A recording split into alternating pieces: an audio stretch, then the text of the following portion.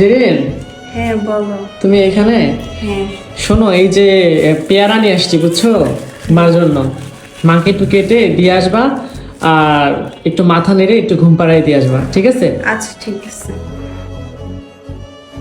তুমি এখানে? তো আমি কোথায় থাকবো? তো তোমাকে যে আমি বললাম যে মাকে পেয়ারা কেটে দিয়ে আসতে আর মাকে একটু ঘুম পাড়ায় দিয়ে আসতে, তুমি কি সেটা করেছো? হ্যাঁ, মাকে পেয়ারা কেটে দিয়ে আসছি, বিছানা গুছিয়ে দিয়ে আসছি, তারপরে তাকে শুয়ায়া দিয়ে আমি চলে আসছি। আচ্ছা, ভালো। হ্যাঁ হ্যাঁ, তো আম্মু কেমন আছো?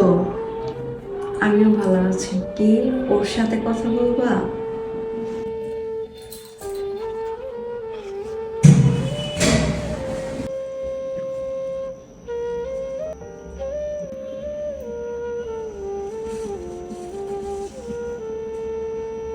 আসলে আম্মু, তুমি তো জানোই যে তোমার জামাই কতটা ব্যস্ততা থাকে, ওর কত কম্পিউটারের কাজ, ফোন এই সে আসে।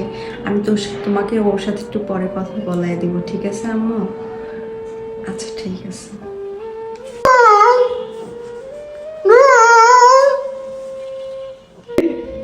তুমি কি কিছু বুঝতে পারো না? আম্মু যে ডাকতেছে তুমি শুনতে পাচ্ছ না?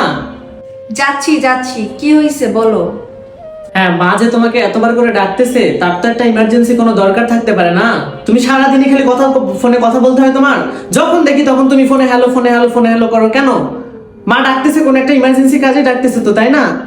কোনো কিছু বোঝার চেষ্টা করো না? শোনো, আমাকে শিখাইতে এসো না, সম্পর্কের মূল্যটা না তুমি বুঝো না।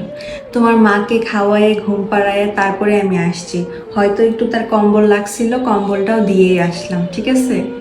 আজকে কতটা দিন হয়ে গেছে, কোনোদিন তুমি আমার মা বাবার সাথে কথা বলছো? কখনো তাদের খোঁজ খবর নিছো যে তারা কেমন আছে? আমি তো তোমার মা, খোঁজ খবর সবসময় নিচ্ছি, সে আমাদের সাথে থাকে, কখন তার কি লাগতেছে না লাগতেছে আমি তো সবসময় খোঁজ নিচ্ছি। তুমি কি কখনো খোঁজ নিয়ে দেখেছো?